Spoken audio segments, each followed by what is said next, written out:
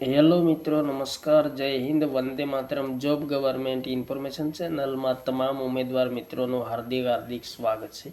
મિત્રો, ગુજરાત ગૌણ સેવા પસંદગી મંડળ દ્વારા એક મહત્વપૂર્ણ ભરતીની જાહેરાત પ્રસિદ્ધ કરવામાં આવેલી છે. સ્ટાફ નર્સ આયુર્વેદ વર્ગ 3 સંબંધી વિગતવાર સૂચનાઓ પ્રસિદ્ધ કરવામાં આવેલી છે અને કુલ મિત્રો 90 જગ્યા પર ભરતીની જાહેરાત કરવામાં આવેલી છે. તો વિગતે જોઈએ મિત્રો.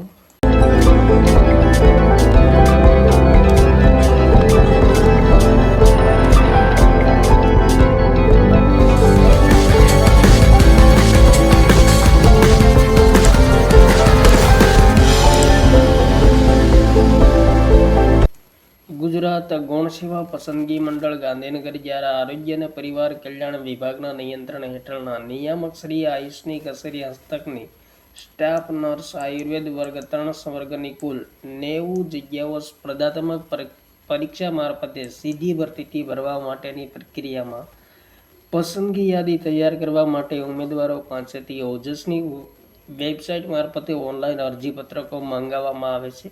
ને આ માટે તારીખ 30/3/2024 બપોરના 14 કલાકથી 13/4/2024 રાત્રિના 11:59 કલાક દરમિયાન ઓનલાઈન અરજી કરવાની રહેશે.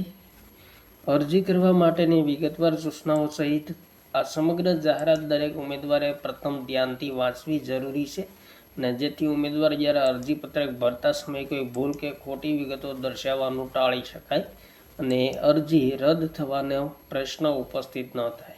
ત્યારબાદ મિત્રો, ઓનલાઈન અરજી કરતી વખતે તમામ પ્રમાણપત્રો સાથે રાખીને અરજી કરવાની છે, જેથી ભવિષ્યમાં અરજી રદ થવાને પાત્ર ન બની શકે.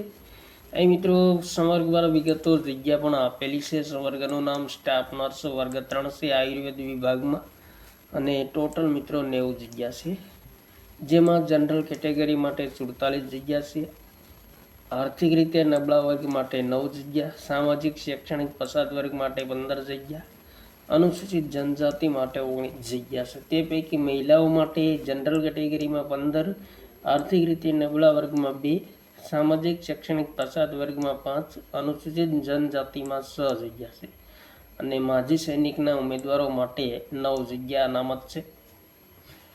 અહીં મિત્રો ખાસ નોંધ આપેલી છે. સંવર્ગની દિવ્યાંગ ઉમેદવારો માટેની અનામતની જગ્યાઓ દિવ્યાંગ ઉમેદવારોની કાજ ભરતી ઝુંબેશ હેઠળ અલગથી જાહેરાત ક્રમાંક 399/2025 પ્રસિદ્ધ કરવામાં આવેલ હતી. આ જાહેરાતમાં દિવ્યાંગ ઉમેદવારોની અનામત જગ્યા દર્શાવવામાં આવેલી નથી અને જગ્યામાં ખાસ મિત્રો વધઘટ થવાની સંભાવના રહે છે. ત્યારબાદ ઘણી બધી અગત્યની સૂચના આપેલી છે. દિવ્યાંગ ઉમેદવારો માટે ખાસ અગત્યની સૂચનાઓ આપેલી છે. તો તમામ સૂચનાઓ વાંચી લેવાની રહેશે. વય મર્યાદા 13/4/2024 રોજ 18 વર્ષથી ઓછી નહીં અને 45 વર્ષથી વધુ ન હોવી જોઈએ. તો વય મર્યાદા મિત્રો અહીં 18 થી 45 વર્ષ છે, તે ખાસ ધ્યાનમાં લેવાની રહેશે અને અનામત વર્ગના ઉમેદવારોને છૂટછાટ મળવાપાત્ર રહેશે. તો અહીં મિત્રો સામાન્ય કેટેગરીના મહિલા ઉમેદવારોને 5 વર્ષ, અનામત કેટેગરીના પુરુષ ઉમેદવારોને 5 વર્ષ, અનામત કેટેગરીના મહિલા ઉમેદવારોને 10 વર્ષ, દિવ્યાંગતા ધરાવતા પુરુષ ઉમેદવારોને 10 વર્ષ અને મહિલા ઉમેદવારોને 15 વર્ષ, અનામત કેટેગરીના દિવ્યાંગતા પુરુષ ઉમેદવારોને 15 વર્ષ, અનામત કેટેગરીના દિવ્યાંગતા ધરાવતા મહિલા ઉમેદવારોને 20 વર્ષ અને માજી સૈનિકને 3 વર્ષની છૂટછાટ મળવાપાત્ર રહેશે તેમણે બજાવેલ ફરજના સમયગાળા ઉપરાંત. અને આ તમામ વય મર્યાદા છે જે 45 વર્ષની વય મર્યાદામાં રહેશે. પગાર ધોરણની વાત કરીએ તો પ્રથમ 5 વર્ષ માટે પ્રતિ માસ 40,800 ફિક્સ પગારથી નિમણૂક આપવામાં આવશે અને અન્ય લાભો મળવાપાત્ર રહેશે. ત્યારબાદ 5 વર્ષના અંતે ઉમેદવારની સેવાઓ સંતોષકારક જણાયથી 7મા પગાર પંચના 29,200 થી 92,300 લેવલ 5ના પગાર ધોરણમાં નિયમિત નિમણૂક મેળવવાને પાત્ર થશે. ત્યારબાદ મિત્રો અહીં શૈક્ષણિક લાયકાતની વિગતો આપેલી છે. તો ડિપ્લોમા આયુર્વેદિક નર્સિંગનો કોર્સ કરેલો હોવો જોઈએ. તો વિગતે મિત્રો માહિતી આપેલી છે, એક વખત વાંચી લેવાની રહેશે. ત્યારબાદ અગત્યની સૂચના આપેલી છે. સામાજિક અને શૈક્ષણિક રીતે પછાત વર્ગ એસીબીસીના ઉમેદવારોએ નોન ક્રિમિલિયર સર્ટિફિકેટ 1/4/2024 થી 13/4/2024 સુધીમાં મેળવેલું હોવું જોઈએ.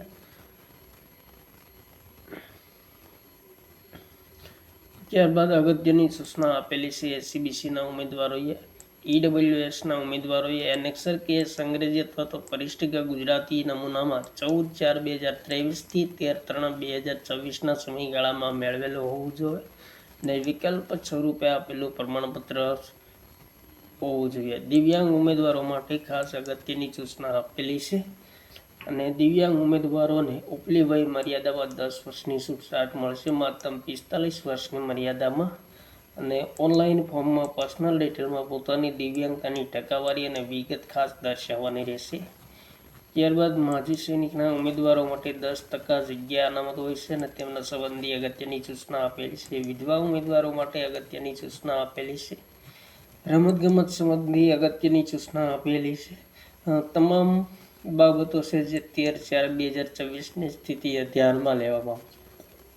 ત્યારબાદ કોમ્પ્યુટરની જાણકારી સંબંધી, અરજી કરવાની રીત સંબંધી અને અરજી ફોર્મ ભરવા સંબંધી અગત્યની સૂચના આપેલી છે. તો તમામ સૂચનાઓ વાંચી લેવાની રહેશે.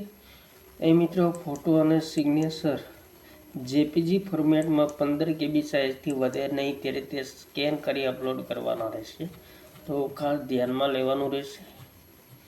પરીક્ષા ફીની વાત કરીએ તો બિન અનામત વર્ગના ઉમેદવારોએ ₹500 અને અનામત વર્ગના તમામ ઉમેદવારોએ ₹400 ભરવાના રહેશે અને ખાસ પરીક્ષામાં ઉપસ્થિત રહેલા ઉમેદવારોએ પરીક્ષા ફી પરત મળવાપાત્ર રહેશે.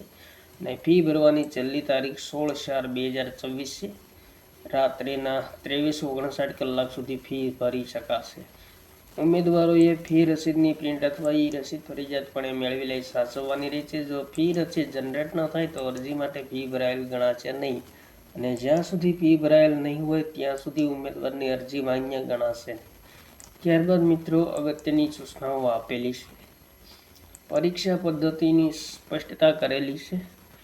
તો પાર્ટ એ અને પાર્ટ બી એમ 2 ભાગમાં પ્રશ્નપત્ર લેવામાં આવશે. પાર્ટ એમાં 90 ગુણના પ્રશ્નો પૂછવામાં આવશે, જેમાં તાર્કિક કસોટી અને ડેટા ઇન્ટરપ્રિટેશનના 30 ગુણ રહેશે. ગાણિતિક કસોટીઓના 30 ગુણ, ભારતનું બંધારણ, વર્તમાન પ્રવાહ, ગુજરાતી અંગ્રેજી કોમ્પ્રિહેન્શનના 30 ગુણ રહેશે. જ્યારે પાર્ટ બીમાં છે સંબંધિત વિષયને તેની ઉપયોગિતાને લગતા 120 ગુણના પ્રશ્નો પૂછવામાં આવશે અને બંને પાઠ માટે 210 પ્રશ્નો સંયુક્ત રીતે પૂછવામાં આવશે અને 3 કલાકનો સમય આપવામાં આવશે અને 1/4 માર્ક્સે નેગેટિવ માર્કિંગ રહેશે અને ફાઇનલ આન્સર કી પ્રસિદ્ધ કરવામાં આવશે. ફાઇનલ આન્સર કીમાં પ્રશ્ન રદ કરવામાં આવે તો પ્રો રેટા મુજબ ગણતરી કરવામાં આવશે. પરીક્ષાના આયોજન સંબંધી વેબસાઇટ મિત્રો આપેલી છે, તો તેમના પર માહિતી મૂકવામાં આવશે. દિવ્યાંગ ઉમેદવારોને લહ્યો વળતર સમયની સુવિધા આપવા સંબંધી અગત્યની સૂચનાઓ આપેલી છે. તો તમામ સૂચનાઓ વાંચી લેવાની રહેશે. પરિણામની પ્રસિદ્ધિ, તો પાર્ટ એ અને પાર્ટ બીનું સ્વતંત્ર અલાયદો ન્યૂનતમ ગુણવત્તા ધોરણ રહેશે. પાર્ટ એ માટે લઘુત્તમ ગુણવત્તા ધોરણ 40% અને પાર્ટ બી માટે પણ લઘુત્તમ 40% રહેશે અને 40% માર્ક્સ કરતાં ઓછું લઘુત્તમ ગુણવત્તા ધોરણ કોઈ પણ સંજોગોમાં રહેશે નહીં, તે ખાસ ધ્યાનમાં લેવાનું રહેશે. ત્યારબાદ અગત્યની સૂચના આપેલી છે. તમામ સૂચનાઓ એક વખત વાંચી લેવાની રહેશે. તો મહત્વપૂર્ણ સૂચનાઓ આપેલી છે. તો આ ગુજરાત ગૌણ સેવા પસંદગી મંડળ દ્વારા મહત્વપૂર્ણ ભરતીની જાહેરાત પ્રસિદ્ધ કરવામાં આવેલી છે. તો જે ઉમેદવાર મિત્રો શૈક્ષણિક લાયકાત વય મર્યાદા ધરાવતા હોય તેમણે મિત્રો ખાસ એપ્લાય કરવું. તો મિત્રો જાહેરાતની સાથે સાથે અભ્યાસક્રમ વિગતવાર આપેલો છે. ગુજરાતી અને અંગ્રેજી બંનેમાં આપેલો છે. ગુજરાતીમાં અભ્યાસક્રમ જોઈએ તો પાઠ એમાં 90 ગુણના પ્રશ્નો રહેશે, જેમાં તાર્કિક કસોટી ડેટા ઇન્ટરપ્રિટેશનના 30 પ્રશ્નોના 30 ગુણ રહેશે. ગાણિતિક કસોટીઓના 30 પ્રશ્નોના 30 ગુણ રહેશે. તમામ મુદ્દાઓ આવેલા છે અને ભારતનું બંધારણ સંબંધી 10 પ્રશ્નોના 10 ગુણ રહેશે. વર્તમાન પ્રવાહોના 10 પ્રશ્નોના 10 ગુણ રહેશે, જેમાં પ્રાદેશિક, રાષ્ટ્રીય અને આંતરરાષ્ટ્રીય કરંટ અફેર્સને લગતા પ્રશ્નો.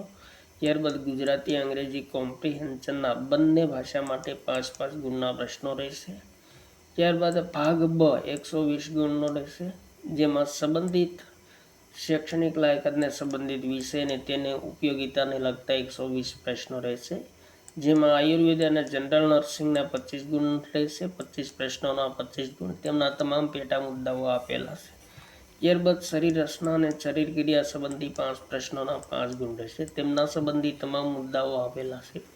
ઔષધિ દ્રવ્ય પરિશેષ, રસશાસ્ત્ર અને ભેજ્ય કલ્પના જેમના 10 પ્રશ્નોના 10 ગુણ રહેશે.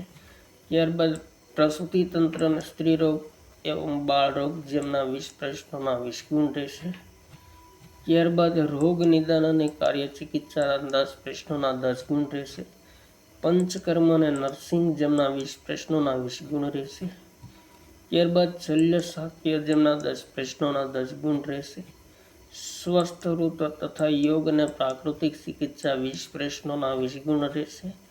અને ખાસ મિત્રો એ અગત્યની નોંધ પણ આપેલી છે. પાર્ટ એ ના પ્રશ્નો ગુજરાતી અને અંગ્રેજી ભાષામાં રહેશે, જેમાં ભારતનું બંધારણ અને વર્તમાન પ્રવાહો ગુજરાતી અંગ્રેજી ભાષા, ગુજરાતી કોમ્પ્રિહેન્શન ગુજરાતી ભાષામાં અને અંગ્રેજી કોમ્પ્રિહેન્શન છે જે માત્ર અંગ્રેજી ભાષામાં રહેશે. અને પાર્ટ બી માટે ગુજરાતી અને અંગ્રેજી બંને ભાષા રહેશે. તો મહત્વપૂર્ણ સૂચનાઓ પણ આપેલી છે. તો મહત્વપૂર્ણ ભરતીની જાહેરાત પ્રસિદ્ધ કરવામાં આવેલી છે ગુજરાત ગૌણ સેવા પસંદગી મંડળ દ્વારા 90 જગ્યા માટે. તો જે મિત્રો રસ ધરાવતા હોય તેમણે મિત્રો ખાસ એપ્લાય કરવું. થેન્ક યુ મિત્રો. જય હિન્દ, વંદે માતરમ.